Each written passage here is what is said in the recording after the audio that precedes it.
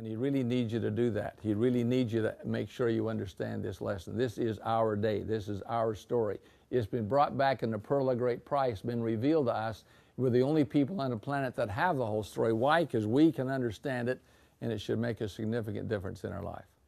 Okay? Any questions on this story? Anybody have any additional thoughts? No? Okay.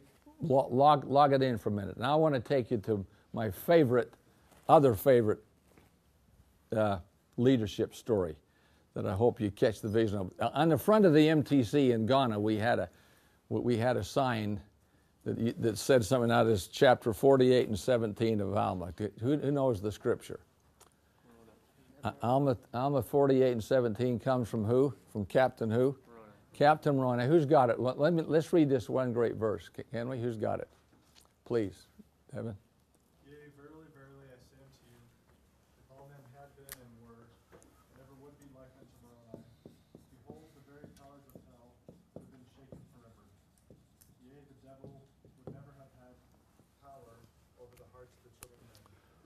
What would happen to us if we were all like unto Moroni? What would happen to this university? To this class, to this church? We just got through having an experience where Moses had a tremendous experience with Satan. Not tremendous in a good way, but tremendous in a revealing way. What would the church be like? What would the ward be like? What would your quorum be like if you were like unto Moroni?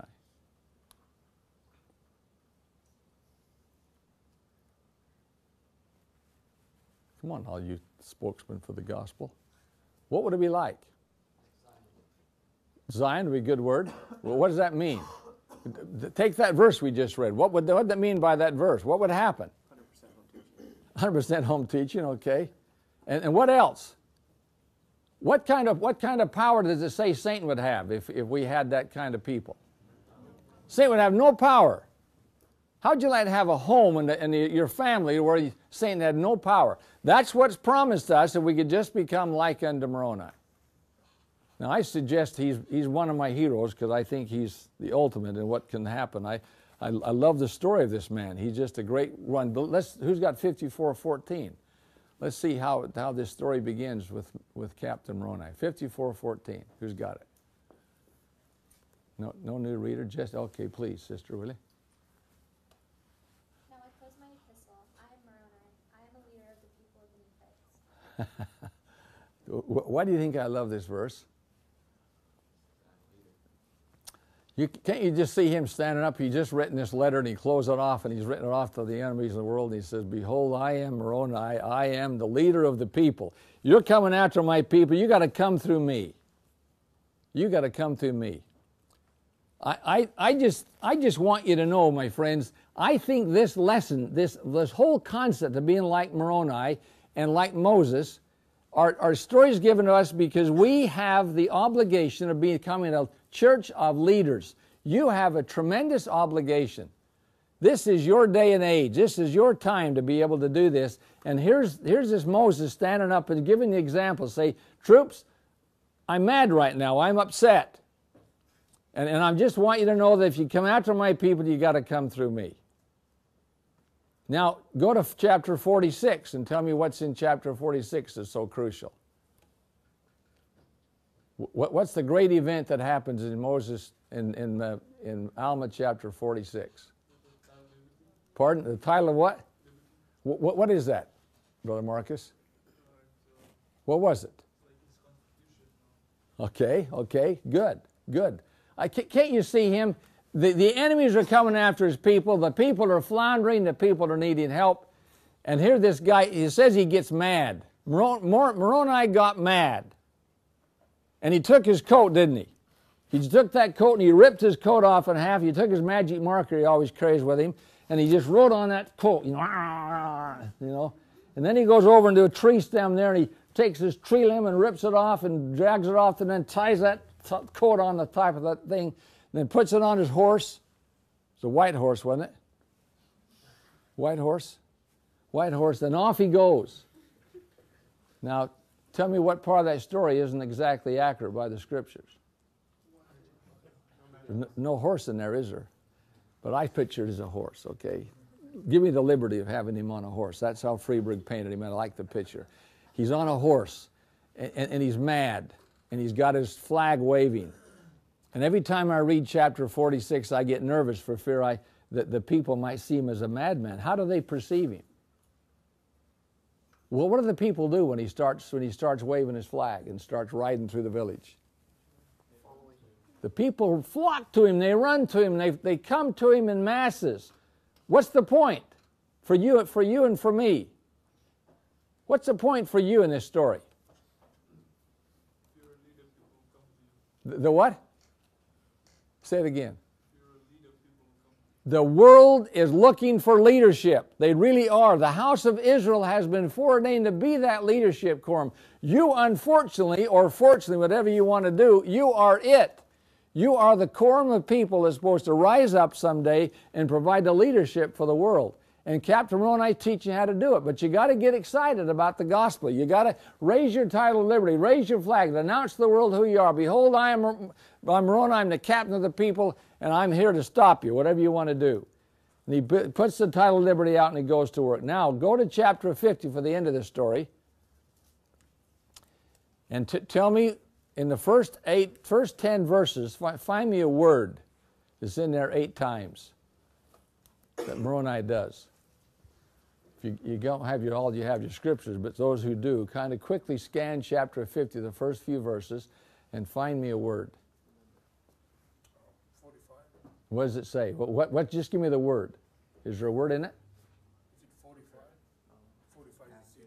Well, fortify. Fortify is a great word. That's not it, though. It's not the one I want. Prepare is a lovely word. He does that a lot of times. Pardon? Okay, that's a good word. Not the one I'm after. What? Say it one more time. C what? C-A-U-S-E-D.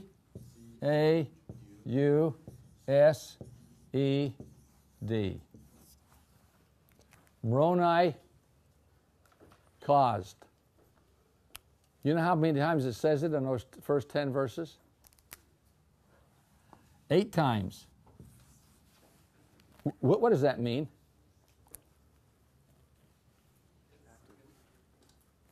His effect upon the people, his actions. Mormon had a very important impact. Great comment. Another one. He was proactive. Very proactive, very great impact. Moroni changed things in his environment. He caused things to happen. Moroni caused. Leaders caused. Moses caused. Moroni caused. You caused. When we don't cause things to happen, we aren't getting much done. We aren't being very effective in what we've been called to do. The real essence of this class is, can we wake up to the fact that we have been called to be the leaders of the kingdom, and we need to start causing things to happen. No longer can we afford to sit on the back row and wait for things to happen. We must cause them to happen. And I think these 2 lessons give me all the courage in the world to do that. Any thoughts you're having as you think about these 2 heroes of mine and yours? Anybody? Any thoughts?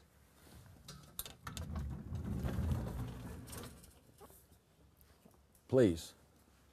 I think people are afraid to go to the top of the mountain because they're afraid of the test at the end.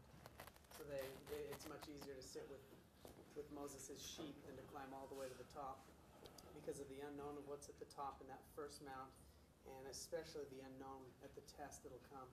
So people are very afraid if they can pass that test or not, if they'll get stuck down in the valley there. Good comment. Anybody else? I would say leadership's a lonely place. And not to bring the opposite side, but like I'm reading about George Washington right now. And, he pressed on through the Revolutionary War when almost everybody else, fell behind him. But his courage, brought him through times that, it takes a lot of bravery to be there and hold your ground and stay. And the rewards are numerous, but it's not easy at all. Excellent. Other comments? How does it apply to you? I mean, here we've had these great stories. Here we got a Bible story, and we got Old Testament story, and we got a Book of Mormon story, and we're just telling stories. You're sitting here, 90 of you in a room, and you're just listening to some guy babble about some leaders in the Bible. How does this, why is this so important to me that you get it? What's the real, which of the E's is now most important? What are the 3 E's of education, training? What are they? Educate, edify, and what? And empower. Well, I've certainly, I think, educated you. Some of you have just been rehashing what you already knew.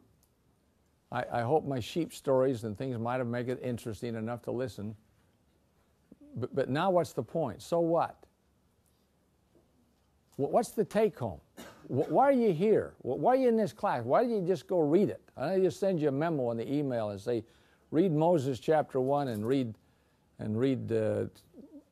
about Captain Moroni.